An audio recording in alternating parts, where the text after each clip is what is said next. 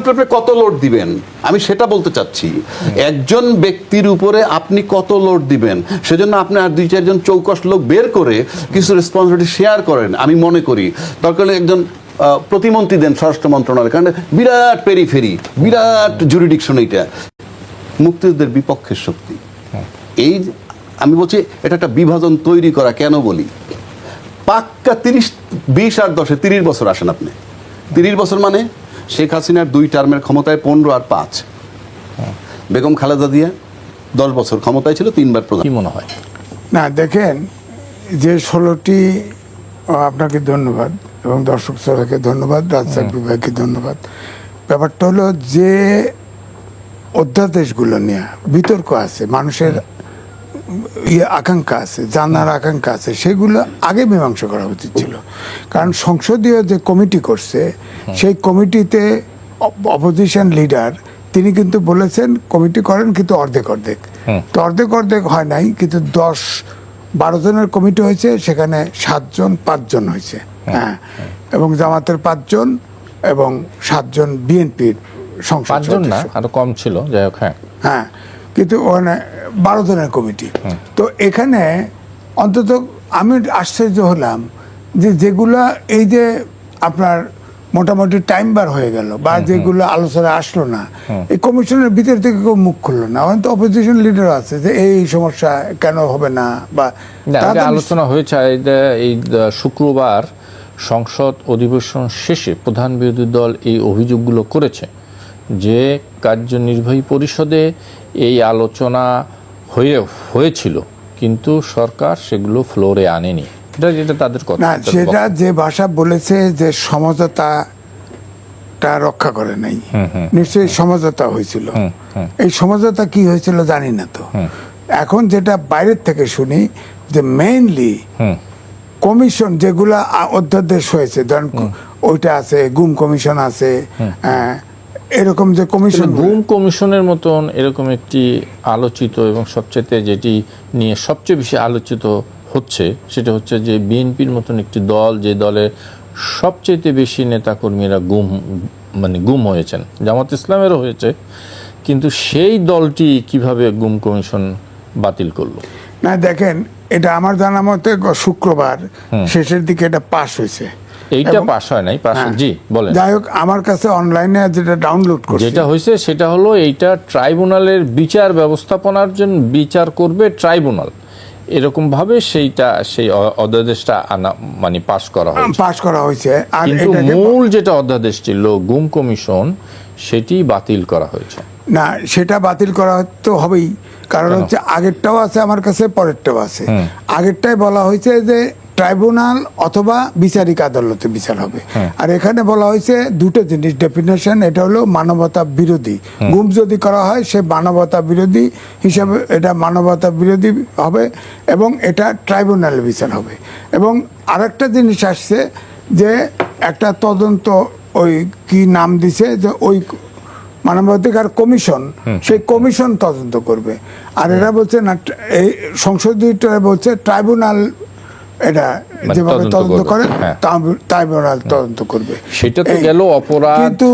কিন্তু প্রশ্ন যেখানে আটকা পড়ছে সেখানে হচ্ছে এইটাতে যে প্রস্তাব করা হয়েছে সেটা হলো সুপ্রিম কোর্টের অ্যাডভোকেট, মানবাধিকার কর্মী একজন, আর একজন আইনজীবী। এখন প্রশ্ন হচ্ছে এই 3 জন সিলেক্ট করবে কে? সুপ্রিম কোর্টের অ্যাপিলেট ডিভিশনের জাজ বোধহয় একজন, সুপ্রিম কোর্টের জাজ, তো ওই অ্যাপিলেট ডিভিশনের জাজ হলো তো সুপ্রিম কোর্টের মেম্বার। তো সুপ্রিম কোর্টের আবার উনি ভালো জানেন, সুপ্রিম কোর্টের কিন্তু 2টা শাখা বলে, একটা বলে high court division of supreme court, বলে না, এখন সুপ্রিম কোর্ট বলা হচ্ছে। সুপ্রিম কোর্ট মানে তো হাইকোর্টও পড়ে, এখন কাকে দিবে? হ্যাঁ, এটা হয়তো লিখে দিবে, সেটা হয়তো লিখে দিবে। কিন্তু এখন প্রশ্ন যে জায়গায় আসছে, যেটা আমার ব্যক্তিগত অপিনিয়ন এবং আলোচনায় আসছে, যে এইটা সবগুলো কমিশনের প্রেসিডেন্ট, প্রধানমন্ত্রী এবং প্রধান বিচারপতি, এই 3 জন, এটা কমিশন 3 জনের কমিটি, সবগুলোই কমিশনই প্রায় 3 জনের, এটা ঠিক করবে। এখন যে আমাদের সংবিধানে আছে প্রধানমন্ত্রীর পরামর্শে রাষ্ট্রপতি করবে, তাহলে যদি এইটা যদি যতক্ষণ পর্যন্ত ক্ষমতা ব্যালেন্স না হয় ততক্ষণ পর্যন্ত প্রধানমন্ত্রী যদি রাষ্ট্রপতিকে পরামর্শ দেয় অমুকজন হবে, তাহলে তো ভোট 2-1 হয়ে গেল, তাহলে তো প্রধানমন্ত্রীর ইচ্ছেই হবে, যেটা চাইবে সেটাই হবে। সুতরাং এখানে আগে ঠিক করতে হবে যে যাতে 3 জন, যেমন ভারতে আগে 3 জন ইলেকশন কমিশন করত, আপনার প্রেসিডেন্ট, প্রধানমন্ত্রী এবং প্রধান বিচারপতি। পরে মোদি এসে আরেকজন পার্টির থেকে ঢুকাই দিছে, 4 জন। তারপরেও যেহেতু ওটা একটা আংশিক হিন্দুত্ববাদী হলেও একটা ইনস্টিটিউশনাল শেপ নিছে, তো তাদের এটা সিলেক্ট করতে কিন্তু বিরোধ হয় না। কিন্তু আমাদের এখানে তো দেখা যায়, যেমন রাষ্ট্রপতি বক্তৃতা দিল, সব তো ফ্যাসিস্ট, বঙ্গবন্ধু সব তো বাংলাদেশ জিন্দাবাদ সবই কইল। তো এখন প্রধানমন্ত্রী যা করবে তাই যদি শোনে, তাহলে তো এই কমিটিটা যে সিলেকশনটা নিয়ে প্রশ্ন থাকবে তো না। কিন্তু সিলেকশনের জন্য, শুধুমাত্র সিলেকশনের জন্য এই কমিটির মানে এই অধ্যাদেশগুলো বাতিল করলো, আমার তো মনে হয় না। আসি আমি একটু অ্যাডভোকেট আবু হেনা রাজ্জাকের কাছ থেকে শুনে আসি। রাজ্জাক ভাই, যে জিনিসটা আছে এটা তিনি তো বলবেন, তার পাশাপাশি বিচার বিভাগের স্বাধীনতা সংক্রান্ত বিল সহ এটা এরকম একটি সিদ্ধান্ত কেন নিতে হলো? ভাই, আপনারা আমার টক শোতে ডাকেন, আসি, কথা কই, ফাইনালি আমার কাছে মনে হয় কি জানেন, আপনার তো একটা স্কোপ লাগবে যে আপনার কথাটার যে মূল্যায়ন হবে, সেজন্য তো একটা প্রক্রিয়ার মাধ্যমে আপনি রাখতে হবে। আপনার তো একটা গুরুত্ব থাকতে হবে কোথাও। আপনার যদি গুরুত্ব না থাকে, আপনি সারাদিন চিৎকার করলে কি হবে? আমরা যে টক শো করতেছি, উনিও লজিক্যাল কথা বলে, আমিও লজিক্যাল কথা বলি, প্রত্যেকেই লজিক্যাল কথা বলে। কাউন্ট করে কে? কেন বলছি কথাটা? আপনি যে সমস্ত অধ্যাদেশগুলোর কথা বলতেছেন, সেইগুলা যদি সংসদ অধিবেশন শুরু হওয়ার পর থেকে 30 দিনের মধ্যে আপনাকে এটাকে পাশ করাইতে হবে। ইহার অন্যথায় অটোমেটিক এগুলো বাতিল হয়ে যাবে। এখন আপনি এখানে যদি কোনো কৌশল করেন, যেই যে অধ্যাদেশগুলো আপনি বাতিল করছেন, কি বাতিল করেন নাই, বলছেন যে এটা আমরা সংশোধন করে আরো শক্তিশালী করে বিল উত্থাপন করবে, তার মানে এটা জাস্ট বাতিল না। আমার প্রশ্ন তো তাই যে এটা আমি বললামই তো, গল্প জাস্ট বাতিল কেন আমি বলি, আপনি পার্লামেন্টের টাইম কেন নষ্ট করেন? 2/3 মেজরিটি আপনার আছে, বাতিল করুক আর না করুক, টাইম বার্ড হয়ে গেছে, এটা অটোমেটিক। আমি তো বললামই, নতুন করে বিল না হলে হবে না। 30 days পার হয়ে গেলে বাতিল হয়ে যাইতেছে তো। কিন্তু ওইটা আপনি জিয়ে রাখছেন, এইটা বইলে আমরা সংশোধন আকারে আনবো। প্রথম কথা, আপনি আজকে পাশ করান, আবার তো সংশোধন আনতে পারবেন, বাধা কোথায়? আজকে যদি একটা আইন আপনি পাশ করান, কালকে যদি ত্রুটি বের হয় যেটা আরো সংশোধন করা দরকার, বাধাটা কোথায়? কাজী এটা প্রহসন। আপনি এটা বলতেছেন, আপনি এখন এটা করেন, তাহলে তো আমরা খুশি, সবাই খুশি। আচ্ছা, 2, গুম কমিশন, গুমের ভিকটিম, আপনিও বললেন গুমের ভিকটিম কোন দলে নাই, কম আর বেশি। আমার কথা হলো একজন গুম হইছে, দরকার নেই, বেশি দরকার না, একজনই গুম হইছে। ইলিয়াস আলী গুম হইছে। ইলিয়াস আলীর ওয়াইফ মেম্বার অফ পার্লামেন্ট, তিনিও এটার পক্ষে আছে। তাহলে তিনি পার্লামেন্টে দাঁড়িয়ে হাদির বিচারের দাবি করছেন। কই তার হাজবেন্ডের বিচারের দাবিটা কোথায়? সে তো গুমের ভিকটিম। এখন আপনি গুমের জন্য বিচারের প্রক্রিয়া আপনি আইসিটিতে ঢুকাবেন, বাট গুমের সংজ্ঞা কি? গুমের সংজ্ঞা আপনি বলতেছেন এরকম, রাষ্ট্রের প্রয়োজনে কাউকে যদি রাষ্ট্রদ্রোহী মনে করা হয়, তাহলে তাকে আটক রাখা যাবে। এই যদি সংজ্ঞা হয়, তাহলে আজকে আটক রাখা যাবে, এইটার জন্য তো আপনার মানে 54ই আছে, আপনার দরকার নাই। আমি তো সেই জায়গাটাই যাচ্ছি। তাহলে আপনি রাষ্ট্রদ্রোহী যাকে মনে করবেন, কিংবা রাষ্ট্রের স্বার্থে, তাহলে যে যখন করছে তাদের তো একই গ্রাউন্ড ছিল, রাষ্ট্রের স্বার্থে কাউর বিচার হইতে পারবে না। তাইলে সবাই আপনি খালাস দিয়ে দেন। আপনি যদি যারা আটকাইছে তাদের কাছে গ্রাউন্ড আছে, আমরা কেন আটকাইলাম? গুম টার্মটা কি একটা স্বাধীন দেশে? ওয়াই? আপনি রাষ্ট্রদ্রোহী আদালতে প্রডিউস করেন, তার বিচার হবে, কঠিন বিচার হবে, মৃত্যুদণ্ড হবে। আপনি কোন ভাষা যে রাষ্ট্রের স্বার্থে আটক রাখা যাবে? বাংলাদেশে প্রতিটা রাজনৈতিক দল যখন ক্ষমতার বাইরে থাকে, গণতন্ত্রের বস হয়ে যান। গণতন্ত্র এত ভালো লাগে, বিচার বিভাগের পৃথকীকরণ এত ভালো লাগে। এই মাছ ধর্ষণ মামলা কত হয়েছে 1996-97 সালে। আমি তখন ব্যারিস্টার আমির ইসলামের চেম্বারে জুনিয়র হিসাবে কাজ করি। সম্ভবত শিরিন শারমিন চৌধুরীর সাথে আমি একসাথে ছিলাম, ওই টাইমে শিরিন শারমিন চৌধুরী আমরা একসাথে ছিলাম। এই মাছ ধর্ষণ মামলায় বিচার বিভাগকে পৃথকীকরণ 96, 97, 98 সালের কথা আমি বলতেছি। সেটা আজকে কত 26-27 বছর পর একটা সুযোগ পাইলো, এই সরকার আসলো অন্তর্বর্তীকালীন, তারা একটা স্কোপ নিল এবং বিচার বিভাগে আলাদা সচিবালয় অলরেডি বিল্ডিংও হয়ে গেছে। সেটা আপনি হাইকোর্টে রিট করে আটকাই দিলেন। আরে একটা জায়গা তো থাকতে হবে। আপনি যদি মনে করেন আপনি গণতান্ত্রিক চর্চা করবেন, বিচার বিভাগের উপরে আপনি কোনো প্রভাব খাটাবেন না, তাহলে বিচার বিভাগ ওই প্রক্রিয়া, আপনার সমস্যাটা কোথায়? আপনি এত ভালো, আপনার বিচার বিভাগে আলাদা সচিবালয় হলে আপনার সমস্যাটা কোথায়? Make it clear. আলাদা হলে সমস্যাটা কোথায়? সমস্যা তো থাকতে হবে। সুতরাং সেই কারণে আমি বলতে, একটা জায়গায়ও বাংলাদেশের নাই, একটা জায়গার বাংলাদেশের মানুষের জন্য নাই। আপনি যদি এই প্রক্রিয়ায় বিচার বিভাগটাকে রাখেন, বিচার বিভাগে আপনি হাতে, বিচার বিভাগের কাছে যদি বা যে কোনো দপ্তরের কাছে যদি একটা নির্বাচিত মন্ত্রীতন্ত্রী আতঙ্কের কারণ, আপনি যদি হেঁটে যান অমুক দপ্তরে ঢুকছেন, ভাবতেছে সমস্ত অফিসিয়ালরা আমার নিয়োগকর্তা এরা। এই যে ভাবনাটা, এই ভাবনা দেওয়ার জন্য আপনি এটা চাচ্ছেন। আপনি এই ভাবনা দিবেন কেন? মানুষের ভালোবাসা অর্জন করেন না, আপনি হেঁটে যাবেন, ভালোবাসার ডেস্কে দাঁড়ায় যাবে সব লোক, কিন্তু আপনাকে দাঁড়াচ্ছে ভয়ে। এই যে আতঙ্কের রাজনীতি, এই আতঙ্কের রাজনীতি আপনি কোন স্বার্থে করতেছেন? আপনি বলেন বিচার বিভাগ আলাদা হলে, আমি চ্যালেঞ্জ করে বলতেছি সাধারণ লোকের কোনো ক্ষতি হবে না, রাষ্ট্রের কোনো ক্ষতি হবে না, বহির্বিশ্বের সাথে আমাদের সম্পর্কের ক্ষতি হবে না, অর্থনীতির ক্ষতি হবে না, ক্ষতি হবে শুধু আপনার দলের, অর্থাৎ আপনার দলীয়করণ, আপনার ইচ্ছা আপনি চলতে পারবেন না। সে কারণে এত বোকা মানুষকে ভাবা উচিত না। এত কৌশলী কথা পার্লামেন্টে আপনি এসে বলতেছেন না, ধরেন কথা বলতেছেন সংবিধান সংশোধন হয় না, সংশোধন হয়, বাতিল হয়, অমুক হয়, তমুক হয়, সংস্কার হয় না। এগুলি তাত্ত্বিক কথা দিয়ে আমার কি হবে?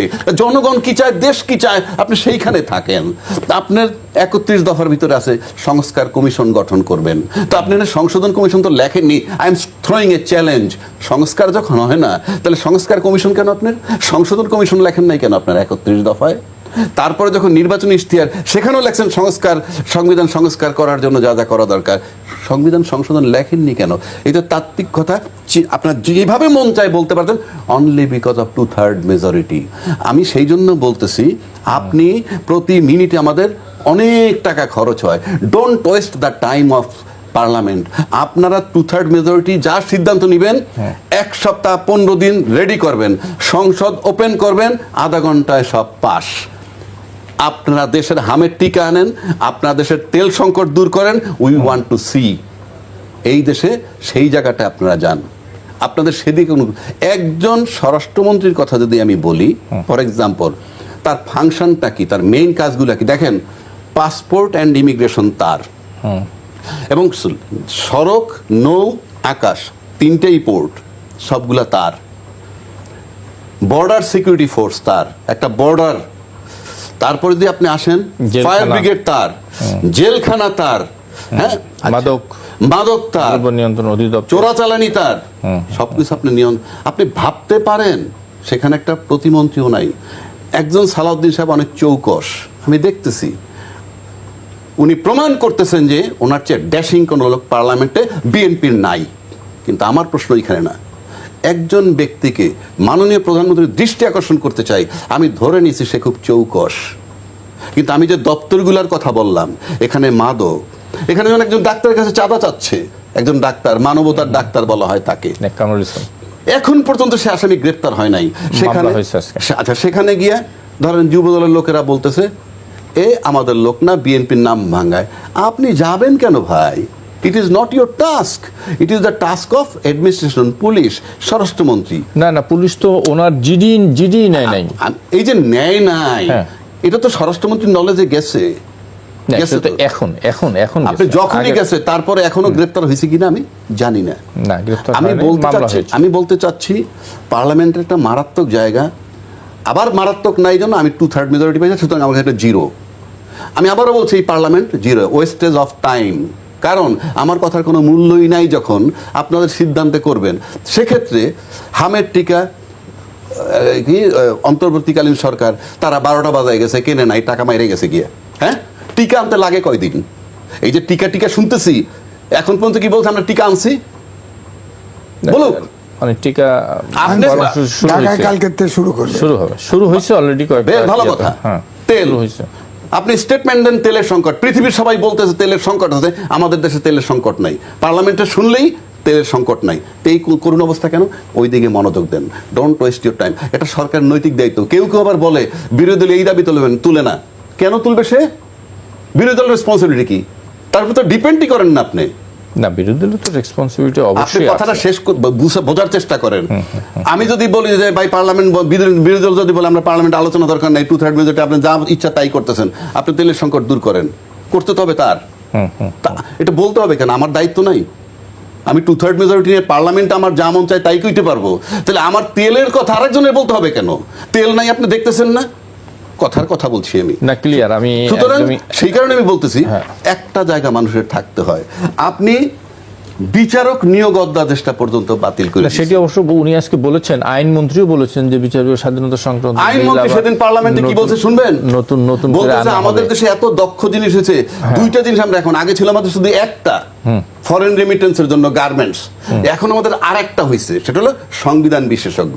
এবং সংবিধান বিশেষজ্ঞ নাকি উনি এক্সপোর্ট করতে পারবেন বহির্বিশ্বে। আমার মনে হয় এইটা আমি একটু বিরতি নেই। সংবিধান বিশেষ, আমাদের দেশের সংবিধান বিশেষজ্ঞ বাইরে দরকার হবে কি কাজ? দরকার হবে আমরা এত বুঝি, সব সংবিধান আমরা ব্যাখ্যা দিতে পারবো। জনাব এম এ আজিজ, এই আলোচনার উপরে আপনার কোথাও যদি কোনো কথা থাকে, বক্তব্য থাকে, নিশ্চয়ই আপনি বলবেন।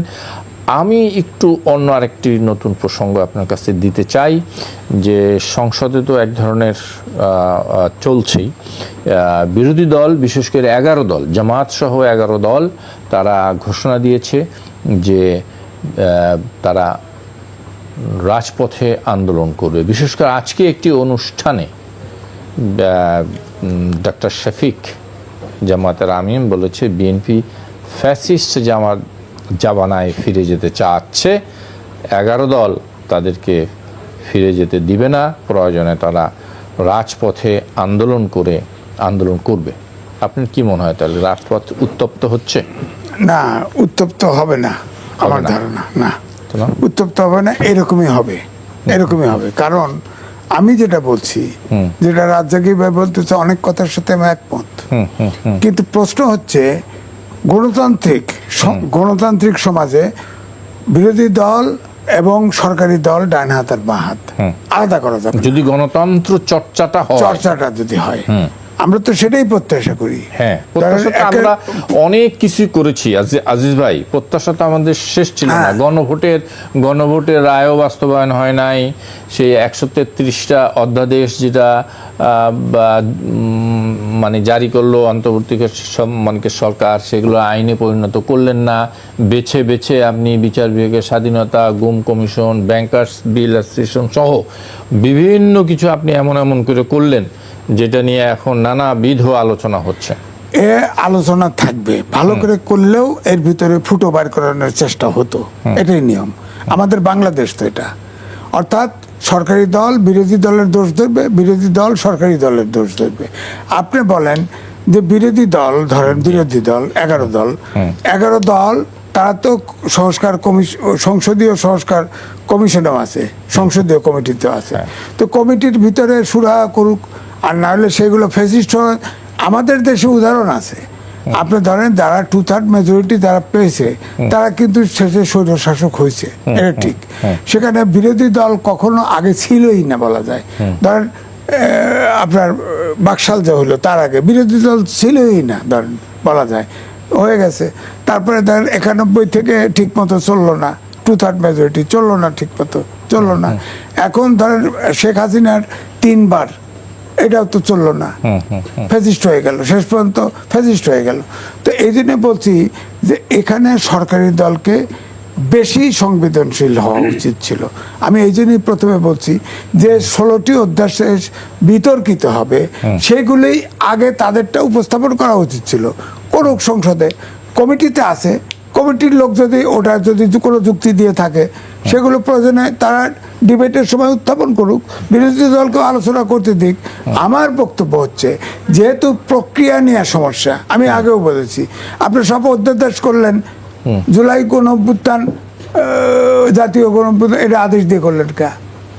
আদেশে তো সংবিধানে আছে, রাজ্যকেই ভাই বলবে, আদেশে তো যেটা সংবিধান সংসদে করা যায় সেটা তো আদেশ দিতে পারেন না, পারেন না। এ তো এই জন্য বলা হচ্ছে অবৈধ। এই জন্য বলছি, আবার বিএনপি বলতেছে সংসদ সংস্কার পরিষদ বলে কিছু নাই, এটাও নাই। তো এখন ইউনূস সরকার আলী রিয়াজ সাহেব তো আউলা বাজায় গেছে, এখন এই আউলা ধরে থাকলে তো হবে না। আপনি বলবেন অবৈধ, আমাকে কবে অবৈধ, তা না। আপনারা তো সব অভ্যুত্থানের শক্তি সংসদে আছেন, আপনারা গঠনমূলক আলোচনা করেন, আপনারা গণতান্ত্রিক চর্চা করেন, আপনারা গণতন্ত্র, ছাত্র তরুণরা যে আন্দোলন করছে তখন তো শেষ বক্তব্য ছিল ফেসিবাদের বিলোপ চাই। হ্যাঁ, আজকে দেখলাম এই যে ব্যাংকার্স বিল যেটা পাশ করেছে, অধ্যাদেশ যেটা সংশোধন করে পাশ করেছে, তাতে যারা ব্যাংকগুলোকে ফোকলা করে খেয়ে দিয়ে চলে গেছে তারা ইচ্ছা করলে আবার ফিরে আসতে পারবে, 7.5% জমা দিয়ে সে এগুলা নিতে পারবে। শোনেন, এটা সব যদি ধরতে যান, সর্বাঙ্গে ঘা মলম লাগাবেন কোথায়? ব্যাপারটা এরকম। আপনি দেখেন এই সংসদে ঋণ খেলাপি আছে না? এই সংসদে সবচেয়ে বেশি আছে না, মানে সবচেয়ে বেশি আছে বিএনপির। বেশি বড় দল বেশি থাকবে, বেশি বড় দল জামাতের ভিতরে নাই, আছে কম, 1-2 আরে যাই থাকো আছে তো কম। আপনি পায়খানা খান, ও বেশি খায়, আমি কম খাই, ব্যাপারটা একই হইলো। ব্যাপারটা হইলো, আমার কথা হলো সংবিধানে নিষিদ্ধ আছে, আর যেগুলো ঋণ খেলাপি এখানে তো আবার আইন করে রাখছে। আপনার ওটা ফেসিবাদের আইন চালু আছে, 2% দিয়ে দিলেই টাকা হয়ে গেল, আবার লোন নিতে পারবেন সবই। ফেসিবাদ খারাপ, তার আইনগুলো ঠিক আছে, আইনগুলো যেটা আবার পক্ষে আছে এগুলো ঠিক আছে, ঠিক আছে। ওই করে তো আপনার তারপরে সব ঋণ খেলাপিরা আইছে না, ব্যবসায়ী এবারেও তো 65% ব্যবসায়ী। এই সংসদেও শেখ হাসিনার দোষ করি, তার সংসদে ছিল 68%। তো এক ব্যাপার তো একই, যে লাউ সেই কেদু। তা আপনারা নতুন কি দিতেছেন? আপনারা এখানে তো বিদেশি নাগরিক রাখছেন, আপনারা ঋণ খেলাপি রাখছেন, ওই ফেসিস্টের ওই আইনে 2% দিয়ে হোয়াইট করে খাড়ায় গেছে, এমপি খাড়ায় গেছে। তো এখন এই জন্যে আমি বলছি যে এই বিষয়গুলো খুব খোলা মনে আলোচনা করে, সংসদে না হোক, আপনারা আলাদা বসে সিদ্ধান্ত নেওয়া, অভ্যুত্থানের শক্তি, আপনারা প্রক্রিয়াটা ঠিক করেন, কোন প্রক্রিয়া ঠিক করবেন। ভেজাল তো লাগছে, প্রক্রিয়া ঠিক করেন। অভ্যুত্থানের শক্তি কেন পারবেন না? এক গ্রুপকে মাঠে যাইতে হয়, হ্যাঁ, ধরেন 11 দল মাঠে গেল, যে আমাদের সমঝোতা কথা রাখে নাই, সুতরাং সরকার ফ্যাসিস্ট হয়ে যাইতেছে, আমরা মাঠে চললাম, জনগণের কাছে ছিলাম, জনগণের কাছে চলে গেলাম, যান শান্তিপূর্ণভাবে মিছিল করেন, মিটিং করেন, কোনো সমস্যা নাই। যদি আইন শৃঙ্খলা বাহিনী পরিস্থিতির অবনতি ঘটে, তখন তো গরম পানি আছে, লাল পানি আছে। হাসিনেরও ছিল গরম পানি, লাল পানি, না ওই জায়গায় যাবে তো। তার মানে কাজ করে না তো। না, আমি বুঝাইতে চাচ্ছি, আপনি হেরে গাওয়া জিতে গাওয়া না। অর্থাৎ সরকারকে তখন ফ্যাসিস্ট বানানোর চেষ্টা হবে। আপনি গরম পানি করবেন, লাল পানি করবেন, টিয়ার গ্যাস পাবেন, গ্রেপ্তার হবেন, লাঠিচার্জ হবে, অমুক হবে না, ফাঁকা গুলি হবে না। হ্যাঁ, তো তাহলে কি হবে? তার মানে তো দেশটা ওই ফ্যাসিস্টের সময় এই হয়ে গেল। তো এই জন্যে বলছি, সবার দায়িত্ব আছে। গণতান্ত্রিক রাষ্ট্রে, গণতন্ত্রে যদি যেতে চাই, তাহলে সরকারি দল, বিরোধী দল দুটেরই সমান দায়ী। সমান দায়ী, দুই দলই না, দায়ী না, মানে দায়িত্ব সমান। ওই একই কথা হলো। রাজ্যকে শুনতে চাই। আমি একটু ব্যাংক ইস্যুটা জানলেন আপনি, ব্যাংক ইস্যুটার বিষয় কি জানেন? যেমন আমি গরু জবাই দিব না, দিবেন না মনে করেন, আমি গরু জবাই দিব না, কিন্তু গোশত খাবো। গরু কষাই জবাই দিক, আমার কাছে জবাই দিতে মায়া লাগে, মনে করেন, আমি জবাই দিব না, কিন্তু গোশত খাবো। আমি হারাম হালাল বলছি না, আমি গোশত খাবো। আমি মুরগিও জবাই দিব না, আরেকজনে জবাই দিবে, আমি খাবো, জবাই দিয়ে বানাই এটা নিয়ে আসলাম। দেশের টাকা লুট হবে, আমি লুট করব না, কিন্তু যারা লুট করবে তাদেরকে শেল্টার দিব এবং আমি আমার শেয়ার নিব। কথাটা কেন বলছি, আপনি বলেন তো অনেক ব্যাংক কিন্তু বন্ধ হয়ে গেছে, ওই যে তাদের টাকা ডিপোজিটারদের টাকা দিতে পারছে। আমানত অন্তত 5টি ব্যাংকের আমানত করে পাঁচটি। টাকা ফেরত পাচ্ছে। আচ্ছা যাক, আপনার বয়স যতটুকুই হোক, আপনি এ পর্যন্ত শুনছেন কোনো দিন যে একটা ব্যাংক যদি বন্ধ হয়ে যায় প্রতিষ্ঠিত কোনো রাজনীতিবিদ কান্না করছে তার টাকার জন্য? দেখাইতে পারবেন? না, তারা তো আর মানে টাকা তার মানে কি? এরাই টাকা নিয়ে হামলা করছে। কে নেয় না, আমার কথা সেটা না তো। আপনি কাঁদছেন, আজিজ ভাই কাঁদছে, রাজ্জাকি কাঁদছে, কয় লাখ টাকা আছে, আমার টাকাটা নেই। কিন্তু রাজনীতিবিদ, প্রতিষ্ঠিত রাজনীতি বলতে যা বুঝ আপনি বুঝছেন, জি। এতে মিনিমাম আসেন ইউনিয়ন চেয়ারম্যান, এর থেকে আসেন এমপি মন্ত্রী পর্যন্ত। কাউকে কাঁদতে দেখছেন, শুনছেন, আফসোস করতে শুনছেন? আচ্ছা, এত বড় শেয়ার মার্কেট কেলেঙ্কারি দিল, কান্দে কি? সাধারণ জনগণ।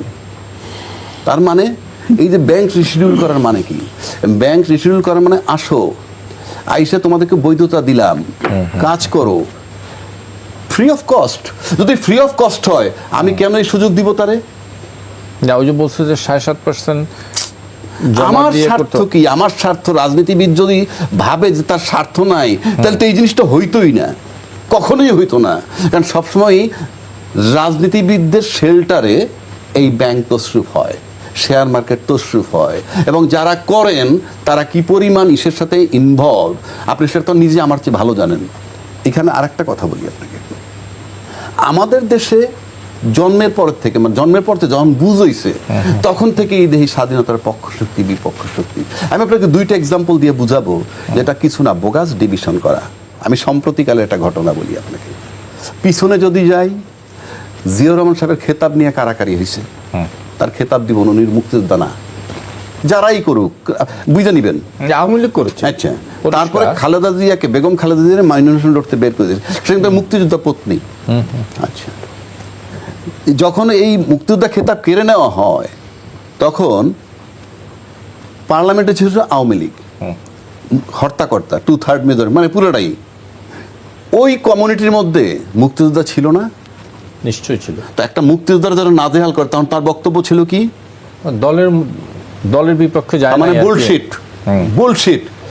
ওই মুক্তিযোদ্ধা আড়ালেও, বাইরে গিয়েও কোথাও বলে না, কোনো বিবৃতি পাইছেন? পান নাই। একইভাবে তোমার একটা বোগাস টার্ম। এইবার আসেন, আজকে যে আওয়ামী লীগ মুক্তিযুদ্ধের চেতনার এবং মুক্তিযুদ্ধ করছেই তারা, এগুলো নিয়ে দ্বিমত নাই যে তাদের নেতৃত্ব হয়েছে, বঙ্গবন্ধু শেখ মুজিবের নেতৃত্ব হয়েছে। যেই দলটা এখন ক্ষমতায়, তারা কিন্তু সুবহু ক্লেম করতেছে মুক্তিযোদ্ধার পক্ষের শক্তি বর্তমান। হ্যাঁ, সে কিন্তু সেই মুক্তিযোদ্ধার পক্ষের শক্তির যে দলটা, তার কার্যক্রম নিষিদ্ধ করার যে আইনটাকে বৈধতা দিল। এই দলেও তো মুক্তিযুদ্ধ আছে। হ্যাঁ। আচ্ছা, তার মানে কি? এগুলোতে কিছু আসে যায় না, কিচ্ছু আসে যায় না। না রাজ্জাকি ভাই, এই যে এক মানে কার্যক্রম নিষিদ্ধ হওয়ার যে অধ্যাদেশটি, এটা তো ইন্টেরিয়র গভর্নমেন্ট করে গেছেন, করে গেছে না? হ্যাঁ, আমি তো জানি সেটা। তখন আপনার স্ট্যান্ড কি ছিল? আমার কথাটা বোঝার চেষ্টা করেন। না, স্ট্যান্ড বলতে কি? স্ট্যান্ড তখন কিন্তু, আজকে যে ক্ষমতায়, তারা বলছে যে না, এইভাবে অ্যাডমিনিস্ট্রেটিভ অর্ডার দিয়ে দলকে কার্যক্রম নিষিদ্ধ করা যায় না, এটা জনগণের সিদ্ধান্ত, আমরা এটার সাথে একমত পোষণ করেন নাই। সেই লোক আজকে ক্ষমতায়, তো আপনি তো সেই উদারতা পারলেন না দেখাইতে যে যারা অপরাধী বিচার হোক। আমি কিন্তু তাদের যুক্তিটা আইনে, তাদের কথাটা আইনে বলতেছি। আমি কিন্তু ফ্যাসিস্ট সরকারকে কখনো চাই না, কিন্তু আমি বলতেছি বিতর্ক। আপনারা তো সেদিন এই স্ট্যান্ড নিলেন যে এটা বন্ধ করা যাবে না একটা অ্যাডমিনিস্ট্রেটিভ অর্ডারে। তো আজকে আপনার উদারতা কোথায়? আপনি গণতন্ত্র ফেরত চান, তাইলে এই যে নির্বাচনটা হইল, এই যে নির্বাচনটা হইল, সেই নির্বাচনে আজকে আবার জামাত এটার বিরোধিতা করতেছে যে নাকি মুক্তিযুদ্ধের বিপক্ষের শক্তি। এই আমি বলছি, এটা একটা বিভাজন তৈরি করা। কেন বলি? পাক্কা 20 আর 10 30 বছর আসেন আপনি। 30 বছর মানে শেখ হাসিনার 2 টার্মের ক্ষমতায় 15 আর 5, বেগম খালেদা জিয়া 10 বছর ক্ষমতায় ছিল, 3 বার প্রধানমন্ত্রী। তার 20 আর 10 30 বছর। মেইন স্ট্রিমের 2টা দল এখন দেখেন আপনি বিএনপির আলোচনা দেন, ধিক্কার দিতেছে জামাতকে, তারা পছন্দ করে না। এখন এই ইলেকশনের আগের থেকেই শুরু করছে। ভালো কথা, আপনি করতেই পারেন, আমিও করতে পারি, এটা আমার ইচ্ছা, আমি স্বাধীনতা বিরোধী শক্তি। অথচ তাকে আপনি মন্ত্রী বানাইছিলেন, সেই বিতর্কে আমি যাচ্ছি না। আপনারা এত বিরোধী করেন, মেইন স্ট্রিম যাদের পক্ষে মিডিয়া টিডিয়া সব থাকে, তারপরেও আপনার তাদের বিরুদ্ধে কাজ করতে করতে করতে করতে এদেরকে নির্মূল করতে করতে এমন জায়গায় গেছেন আজকে 68টা সিট পাইছে। এটা কোন বিরোধিতা? এরকম দুইটা দল মুক্তিযুদ্ধের চেতনা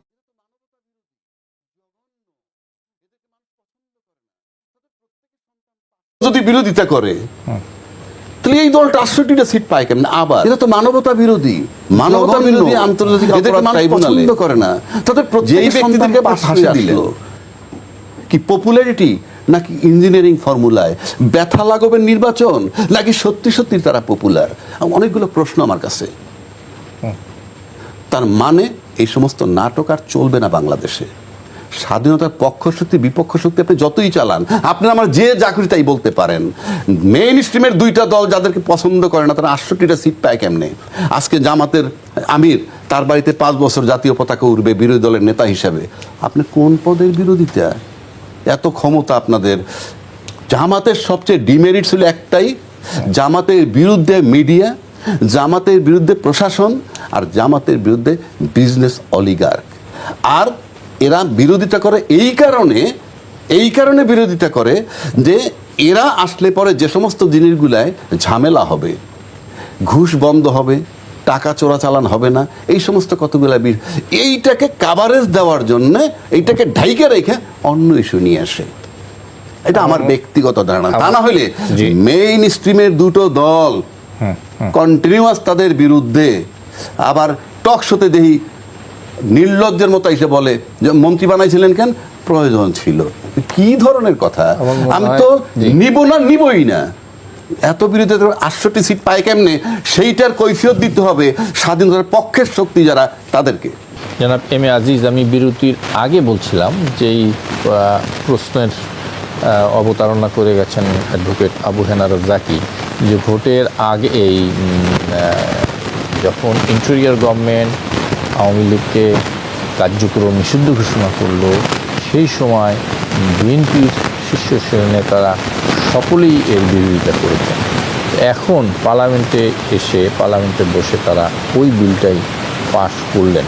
তাহলে কি ভোটের আগে আওয়ামী লীগের ভোট দরকার ছিল বলে কি বিএনপি সেই সময় এরকম কথা বলেছে?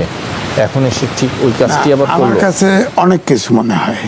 এক, আপনার পার্লামেন্টে এটা অধ্যাদেশ ছিল, সেই অধ্যাদেশ সংশোধন করে উত্থাপিত হয়েছে।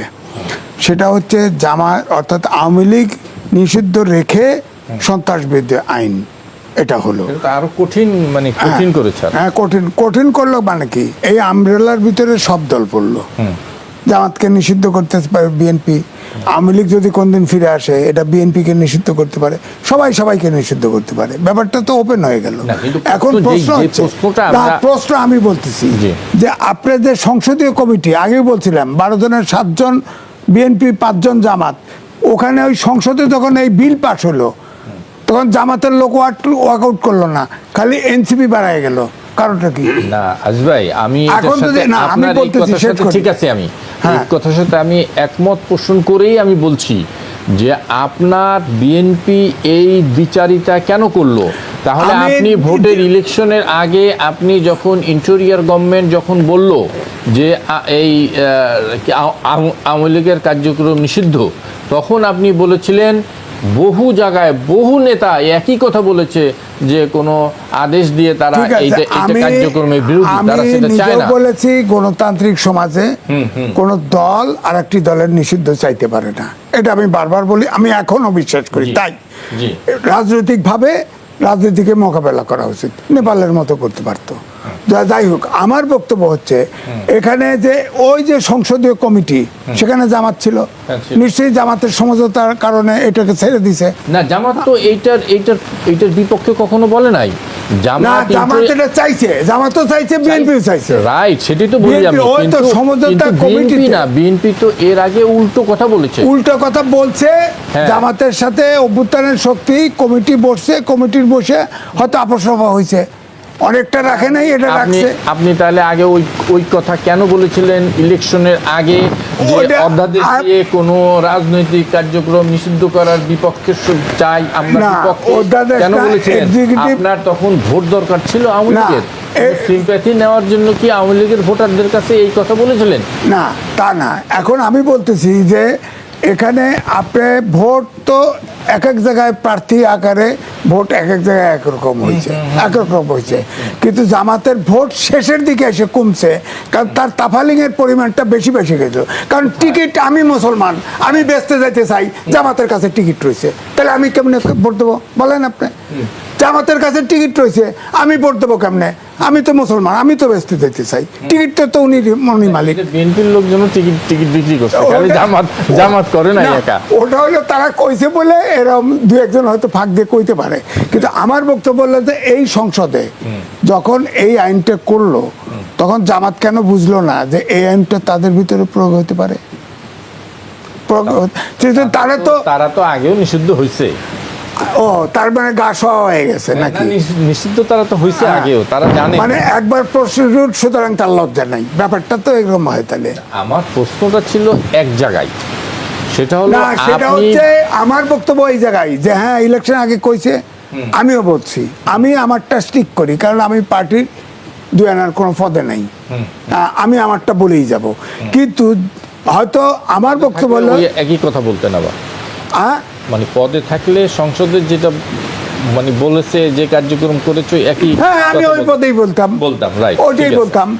তো এখন যেহেতু সংসদীয় কমিটি বসে হয়তো ওখানে সমঝোতা একটা হয়েছে, সেটা এনে ইয়ে করছে। এখানে ব্যাপারটা হলো যে জামাত ইসলাম তো চাই আওয়ামী লীগ নিষিদ্ধ হোক, কিন্তু পরেরটা ভাবে ভাই, মানে আজিজ ভাই, সংসদীয় কমিটিতে বসলেও জামাত যদি কোনো বিষয় না চায়, তাহলে তো আসলে এই ফ্লোরে এসে ওইটার পক্ষে বলার তাদের কোনো সুযোগ নেই, চাইতে বাধ্য। পক্ষে বলতে বাধ্য তা না। আপনি ঠিক আছে, আপনি এনসিপি ওয়ার্কআউট করলে, আপনি ওয়ার্কআউট করলেন না কেন? বাইরে গেলেন না কেন? আমি চাই না, এই যে আওয়ামী লীগের এটা এই সময় এনসিপি বেরিয়ে গেছে। বাইরে গেলেই কি না গেলেই কি? বাইরে গেলেই কি না গেলে কি? সংবিধানের সংসদের নর্মস মানবেন না? না, জামাত তো, আমি আপনার সাথে তো এগ্রি করছি যে জামাত আওয়ামী লীগের কার্যক্রম নিষিদ্ধ হওয়ার যখন নিষিদ্ধ করেছিল তারা তখন ভিন্ন মত দেয়নি, কিন্তু আপনি বিএনপি, আপনি তো তখন ভিন্ন মত দিয়ে মাঠ গরম করেছিলেন। এইটার ভিতরে কি অন্য কোনো উদ্দেশ্য ছিল? ভোট নেওয়ার জন্য, আওয়ামী লীগের ভোট নেওয়ার জন্য? ব্যাপারটা হলো গণতান্ত্রিক ইলেকশনের আগে তো জামাতের লোকরা তো পূজাও করছে, এগুলো কত লাভ নাই। ইলেকশনের আগে যা করছে, এখানে এসে দেখেন সমস্যাটা হচ্ছে, মূল কথা হচ্ছে বিএনপি এবং জামাত একই সুরে ছিল, বরং এনসিপি বিরোধিতা করছে এটার। তারা বাইরে গেছে, মানে তারা এনসিপি এটা চায় নাই, রাজনৈতিক দল নিষিদ্ধ চায় নাই। এখন যে আইনটা হলো, এই আইনের খড়গটা সবার ঘাড়ের উপরে তৈরি হলো, সবার ঘাড়ের উপরে এই আইনটা থাকবে। আপনার যে দল, ধরেন আমি বলি বিএনপি এখন সরকারে আছে, 2/3 মেজরিটি, এই 5 বছরের ভিতরে যদি থাকে ক্ষমতায়, ধরেন মনে চাইলো জামাতকে নিষিদ্ধ করে দিল, মনে চাইলো এনসিপিকে নিষিদ্ধ করে দিল, আবার ধরেন আওয়ামী লীগ আসলো, হয়তো জামাত পারবে না, 2/3 মেজরিটি নাই, তো সুতরাং জামাত আন্দোলন করতে পারে, চিল্লাপাল্লা করতে পারে। ধরেন কোনো কারণে এক অদূর ভবিষ্যতে, আগ থেকে 10 বছর 15 বছর 20 বছর পরে আসলো আওয়ামী লীগ, আসলো বিএনপি, জামাত দুটি নিষিদ্ধ করে দিলে, একা হয়ে গেল, একা ইলেকশন করছে, যা তোকারে সব বাদ, যা আমরা একাই থাকবো, কি করবেন? সুতরাং এই পয়েন্ট ব্ল্যাঙ্ক ওপেন এন্ডেড আইন করা ঠিক হয় নাই। আমার বক্তব্য হচ্ছে ওপেন এন্ডেড, যেটাতে আপনি, আমি, উনি সবাই আক্রান্ত হতে পারি, এই ধরনের ওপেন এন্ডেড আইন করা ঠিক হয় না। আমি তো আক্রান্ত হব না, কারণ যেহেতু আমার 2/3 মেজরিটি আছে, সুতরাং আমি তো করলে কোনো সমস্যা নাই।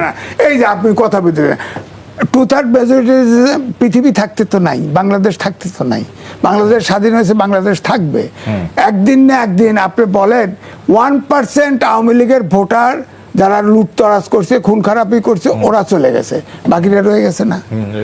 বিএনপি এবং আওয়ামী লীগের ভোট সমান সমান ছিল, প্রায় সমান সমান, কম আর বেশি। জামাত যে পক্ষে যাইতো সেই পক্ষে উইন করতো, ব্যাপারটা তো এরকম ছিল। এখন জামাতের ভোট বাড়ছে। এখন ধরেন এই যে গেল, এখন বিএনপির আওয়ামী লীগের সমর্থক তো সব রয়ে গেছে, বরং এখন বাড়ছে ছাড়া কমে নাই। তো এখন ধরেন আওয়ামী লীগ কোনো একদিন, ওই যে বললাম না যে সার্ভেন্ট হয়েছে, রেজ হয়েছে। আর ক্লিন ইমেজের লোক দিয়ে আওয়ামী লীগ করলো, একটা ইলেকশন হলো, সে কোনো কারণ একবারে না হোক আর একবারে জিতে বিএনপি নিষিদ্ধ করে দিল, জামাতকেও নিষিদ্ধ করে দিল। যা আমি এনসিপি নেই পলিটিক্স, এনসিপি আমাদের খাইছে। আচ্ছা এনসিপি কে রাখে পলিটিক্স, ওনাদের তো দুর্বল, ওরাই থাক। আর তাদের তো 14 দল আছেই, এক খোড়া মরা আছেই, তো অসুবিধা কি? সুতরাং আমার কথা হচ্ছে এটা একটা ওপেন হ্যান্ডেড আইন, যার দ্বারা সবাই আক্রান্ত হওয়ার সম্ভাবনা আছে। সেটাকে বড় দুই দল, অভ্যুত্থানের শক্তি, তাদের এই দল সমর্থন করা উচিত হয় নাই, আওয়ামী লীগ, বিএনপি এবং জামাত। বিশেষ করে এনসিপিকে আমি এখনো শক্তিশালী পার্টি মনে করি না, তারা কোনো নিয়ামক শক্তি না। তবে এটা আমি অবশ্যই রেসপেক্ট করি, তারা অন্তত এটার থেকে বেরিয়ে গেছে, সংসদ থেকে। অ্যাডভোকেট আবু হেনা চাই। আমি মনে হয় এই শেষ পার্ট না বলেন, আপনি বলতে পারবেন। আমি তো ওনার যেটা বললাম, যে উনি বললেন যেগুলো, সেগুলো ডাইরেক্ট আর ইনডাইরেক্ট উনি আমাকে সমর্থনই করছে, এই আইনটা উনি সাপোর্ট করেন নাই। আর তার দ্বিচারিত তো আমরা ওপেন করলামই। কিন্তু এখন আমার ব্যক্তিগতভাবে যেটা বলতে চাই, আমার দেশের বর্তমান যে সংসদটা, আপনি যে যত কথাই বলেন, ওটা একটা অকার্যকর সংসদ, সোজা হিসাব আমার। এটা ফাংশন করতে পারে ওইটা, যে আমরা যদি কোনো গাড়ি কন্টিনিউয়াস বসায় রাখেন, একটা গাড়ি, ওকে কিন্তু মাঝে মাঝে স্টার্ট দিতে হয়, 2 দিন 3 দিন পর একটু স্টার্ট দিয়ে ইঞ্জিন গরম করে, যাতে ইঞ্জিনটা বৈশা না যায়। আমার মনে হয় আমাদের সংসদ এখন এই লেভেলে আছে। অর্থাৎ আপনি মাসে 2 দিন সংসদ ওপেন করলেই হবে। অর্থাৎ ওই যে সদস্যপদ যাতে বাতিল না হয়ে যায় লম্বা সময় বন্ধ থাকলে, জাস্ট এইভাবে চালু রাখেন, আর সব থুবাইয়ে রেখে তারপরে আপনি হ্যাঁ অথবা না পাস করাবেন না ফেল করাবেন, এটুকুর বাইরে আমাদের কোনো কাজ নাই। আর পার্লামেন্টে যে বার্তাগুলো যায়, টোটাল নেশনের কাছে ভালো বার্তা যায় না। যেমন হাসনাত আবদুল্লার একটা বার্তা যদি আমি দেই, সে বলছে যে ক্রিকেট বোর্ডকে নিয়ে বলছে, বাবার দোয়া ক্রিকেট বোর্ড, গ্রামে গঞ্জে পর্যন্ত আলোচনা হচ্ছে। এটা তো আপনি করেছেন। আমি সেটাই তো বলছি, আমি কিন্তু এগুলার পক্ষ বিপক্ষে যাব না কখনো। আমি বিতর্কটা তুলে দিচ্ছি, যে বিতর্ক আমি বলছি এটা তো গ্রহণযোগ্য নয়। কিন্তু উনি যে হাসনাত আবদুল্লাহ পার্লামেন্টে কথাটা বললো, এটা তো গ্রামগঞ্জে পর্যন্ত পৌঁছে গেছে। কি বার্তাটা যাচ্ছে? কিছুদিন আগে হাসনাত আবদুল্লাহ বলছেন একজন পার্লামেন্টের মেম্বারকে, যে যেই কথাগুলো আপনি বলছেন এগুলো আমরা 8-9-এ ডিবেট করছি, 8-9-এ ডিবেট করছে। প্লাস বলতেছে আপনারা কখনো কনফর্মিস্ট, কখনো রিফর্মিস্ট, এদেরকে আলটিমেটলি বলা যায় অপরচুনিস্ট। এই যে 3টা শব্দ, কি বার্তা যায়? খুব ভালো বার্তা যাচ্ছে না পার্লামেন্ট সম্পর্কে। এবং পার্লামেন্টে যে কথাগুলো যেভাবে উপস্থাপন করা হয়, এটা আপনি গায়ের জোরে বলতে পারেন ঠিক, কিন্তু in fact it is not accepted by the people. Number 4-এ আসে, আমি শেষ করে দিচ্ছি। সেটা হইলেই, আমি পার্লামেন্ট ওপেন হলেই দেখতেছি একদম চৌকস ব্যক্তি, আমি দেখি সালাউদ্দিন সাহেবকে। চৌকস ব্যক্তি বলতে উনি যা বলেন খুব বোল্ডলি বলেন, রাইট রং আলোচনায় যাচ্ছি না, বোল্ডলি বলেন। তার বোল্ডনেসের কাছে আমার আইনমন্ত্রীও ধরাশায়ী। মানে সে যে একটু ডিফার করবে না, মানে সালাউদ্দিন সাহেবের সাথে সে একমত হয়ে যাচ্ছে।